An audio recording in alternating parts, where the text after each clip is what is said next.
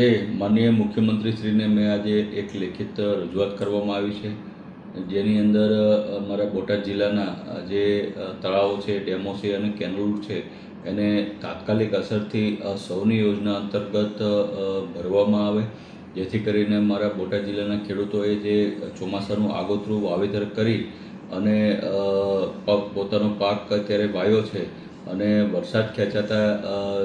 એવી ભીતિ પણ લાગી રહી છે. જો આગામી 10 દિવસની અંદર ખેડૂતોને સૌની યોજના અંતર્ગત જે આ ડેમો છે, ગોમા ડેમ હોય, કાનિયા ડેમ હોય કે વિવિધ મારા મત વિસ્તાર બોટાદ જિલ્લાના વિવિધ તળાવો હોય કે કેનલો હોય, જો ખેડૂતોને પાણી આપવામાં ન હોય તો ચોક્કસપણે કિંમતી બિયારણો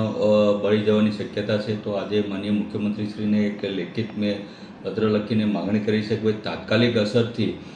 બોટાદ જિલ્લાના ખેડૂતોને સૌની યોજના અંતર્ગત ગોમા ડેમ હોય, સુખભાદર ડેમ હોય કે પછી મારો કૃષ્ણસાગર તળાવ હોય કે વગેરે